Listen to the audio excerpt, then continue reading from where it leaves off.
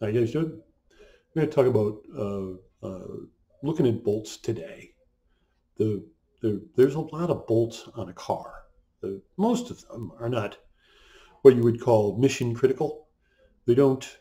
If the bolt holding the ashtray in failed, it's not going to crash the car or destroy the car in any way. But if a bolt holding the crankshaft in failed, well, that would be a very bad day indeed. There's a lot of different types of bolts, and that's another presentation that I'll put up. I'm going to put up a couple of other videos that are kind of cool. I got a video on how a bolt for an F1 is manufactured, and that's pretty cool if you're geeky at all about bolts like I am. But just realize, I'm not going to Home Depot or Ace Hardware to buy a bolt for my F1 car or my clutch in my BMW or whatever. Some of those bolts are very, very specific, and some of those bolts only have one use. After you put them in and take them back out, you have to throw them away and get another one. You can't reuse quite a few fasteners on a vehicle.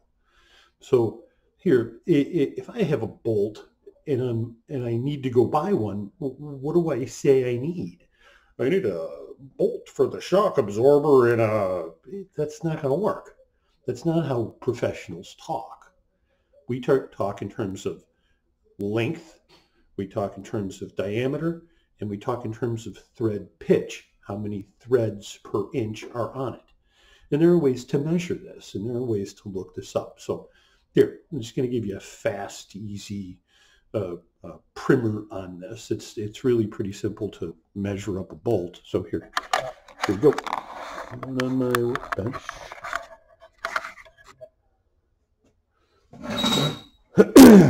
All right, so I have a couple of bolts here.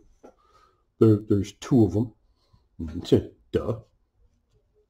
I can measure these for length. Now, I don't measure the whole length of the bolt. I measure from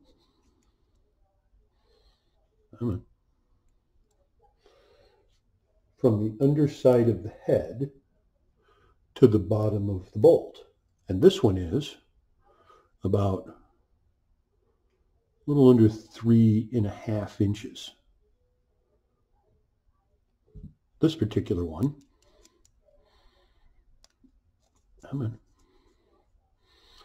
measures, let's get up there, measures just under 1 inch.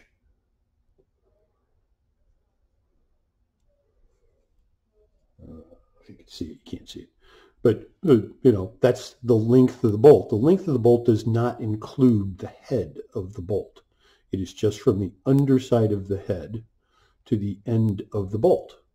And so I'll take this one, and I'm going to measure how big around it is. And this one is, I don't know if you can see it. Come on, get in there. 0.24, almost 0.25. So that's 250 thousandths, which is about 1/4 of an inch. All right? Then I take this other tool, this handy dandy thread pitch gauge. This is an ASE one because I know this is ASE. And I measure how much thread pitch there is. And if you look, hang on, let me use the other one because they're identical. It goes, the teeth go all the way into the threads.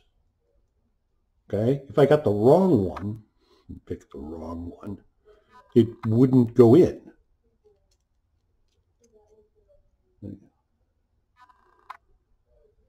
See it? Whereas this one sinks all the way to the bottom. So this one is about 1/4 of an inch with 20 threads per inch. This one is exactly the same, except it's longer. Now, one of the ways we can look for an identical bolt is use this as a thread pitch tool. This tool right here is basically just another bolt. So we can like slide these together, and then you hold them up to the light and look and see if you got any light shining through in between the two bolts. And if they match, you won't. They catch. We okay? Now, let's say I didn't know. I know that this one is a 1/4 20 bolt. I know this one is. So this is a 1 inch long 1/4 20. And it's got threads that go all the way up. This has a shoulder to it. So it's smooth on this side. Now, if I didn't know what kind of bolt this was, I would go look up the dimensions, and in a handy dandy reference book, which I have this one, is the American Machinist Handbook, which I think everybody should own one of these things. They're cheap. I buy them at estate sales all the time. This is a very old one. It's the 8th edition. I don't know. I'm a geek. Now, I've got this opened up. I flagged it where it is. Now, this is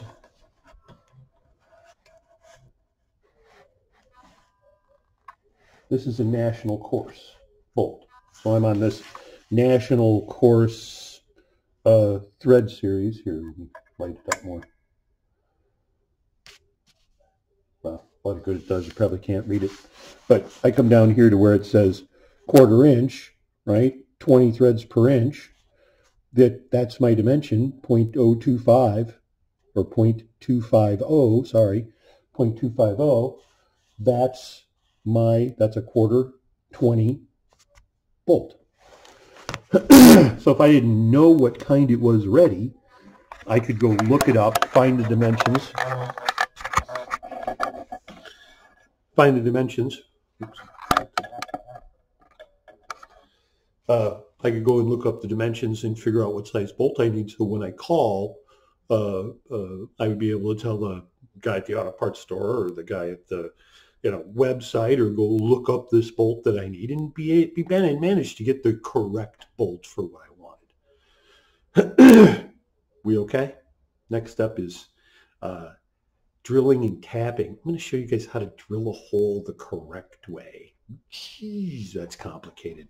Anyways, thank you.